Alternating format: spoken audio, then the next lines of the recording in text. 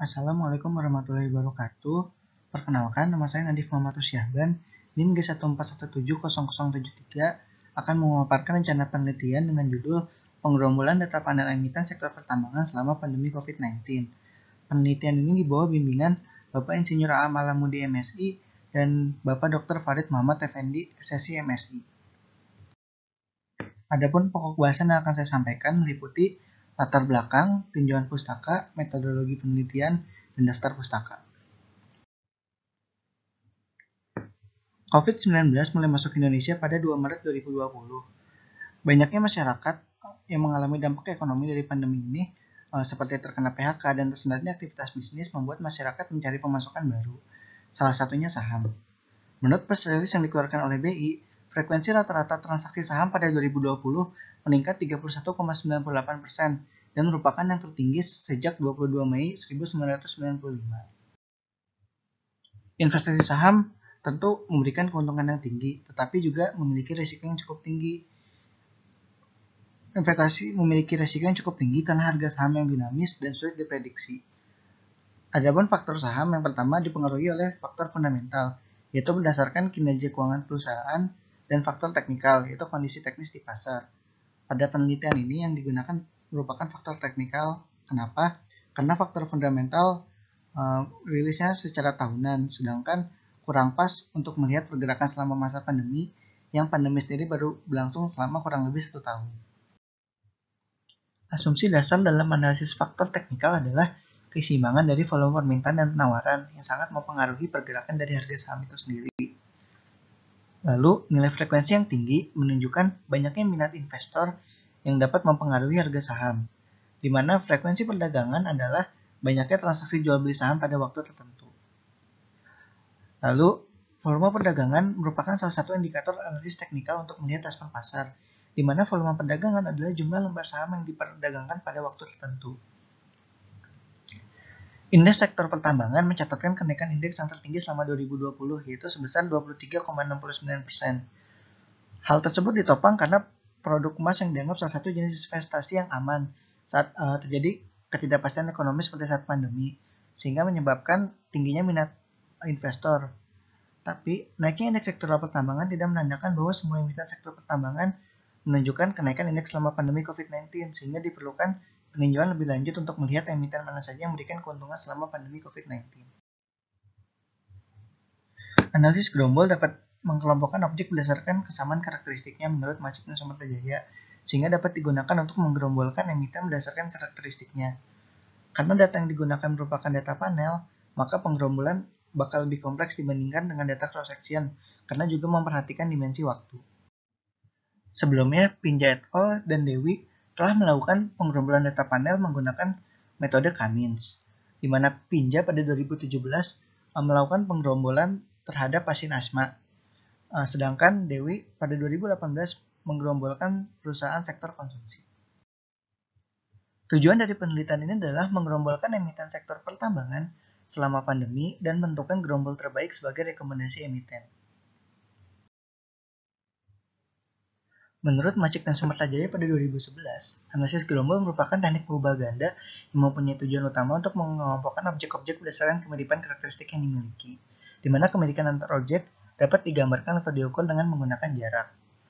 Banyak ukuran jarak yang dapat digunakan, dan salah satu yang paling umum digunakan adalah jarak Euklidian, di mana ukuran jarak Euklidian dari dua titik amatan dengan pubas banyak M dapat dinyatakan dengan jarak antara X1 dan X2, yaitu dengan mengurangi atau selisih dari X1 peubah ke J dikurangi X2 peubah ke J dikuadratkan lalu dijumlahkan dengan peubah dari J sama dengan 1 hingga peubah ke M lalu diakarkan.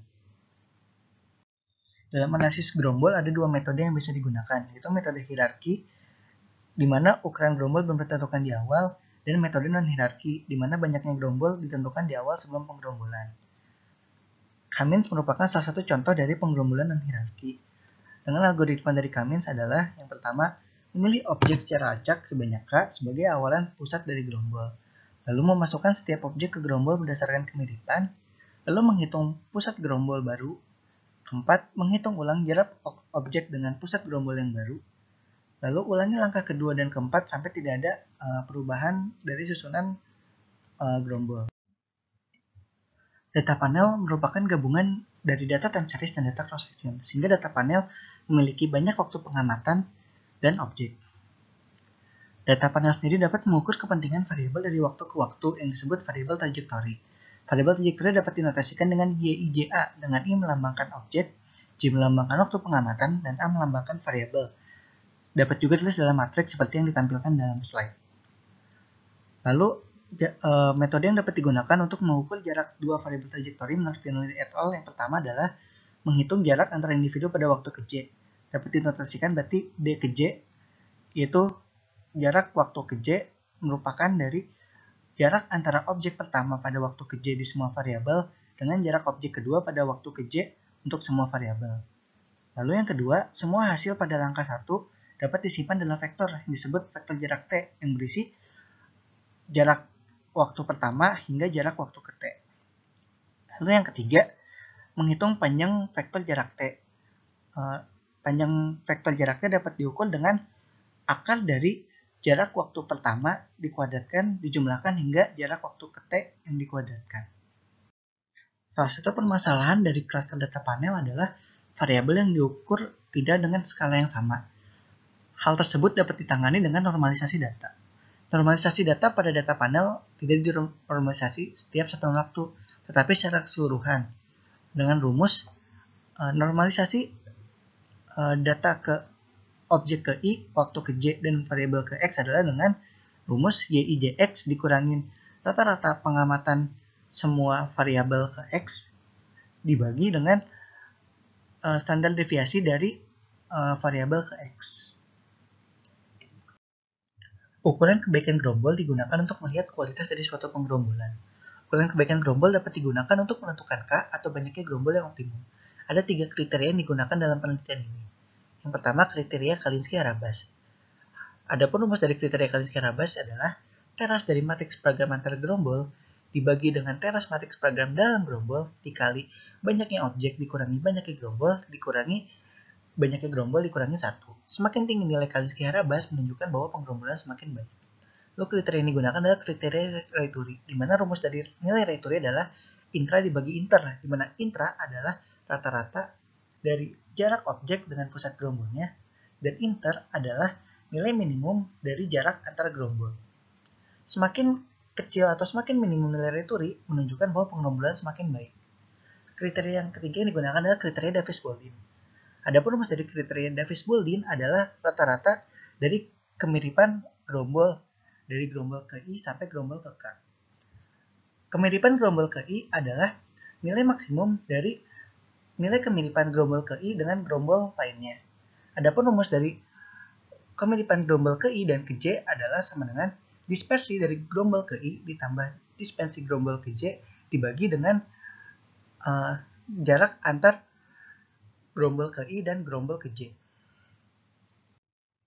Lalu, data yang digunakan merupakan perusahaan sektor pertambangan yang terdiri atas 44 emiten. Data sendiri diperoleh dari laman http://www.idx.co.id. Periode data yang diamati merupakan dari Maret 2020 hingga Maret 2021 berupa data mingguan. Perubahan yang digunakan ada 5, yang pertama harga saham, yang kedua volume perdagangan, yang ketiga frekuensi transaksi, yang keempat volume permintaan, dan yang kelima volume penawaran. Adapun prosedur analisis yang tahapannya adalah yang pertama praproses data. Praproses data meliputi dari menghilangkan emiten yang sudah tidak beroperasi dengan melihat dari nilai yang tidak berubah dari antar waktunya. Lalu melakukan normalisasi data dan ketiga membentuk matriks trajektoris. Lalu selanjutnya eksplorasi data. Eksplorasi data untuk melihat karakteristik setiap berubah dengan menggunakan plot time series. Lalu selanjutnya melakukan penggerombolan emiten dengan metode Cummins dicobakan K dari 2 hingga 6. Lalu selanjutnya menghitung ukuran kebaikan gerombol pada masing-masing K. Lalu nilai gerombol optimum akan dilakukan penggerombolan kembali. Lalu setelah dilakukan penggerombolan dengan nilai K yang optimum, interpretasi karakteristik setiap gerombol. Lalu menentukan gerombol terbaik. Gerombol terbaik diharapkan memiliki karakteristik yaitu harga saham yang cenderung stabil naik selalu, lalu volume perdagangan dan frekuensi transaksi yang tinggi, dan seimbangnya volume permintaan dan penawaran. Berikut daftar pustaka yang saya gunakan. Sekian presentasi dari saya. Terima kasih atas perhatiannya. Mohon maaf jika ada salah-salah kata. Wassalamualaikum warahmatullahi wabarakatuh.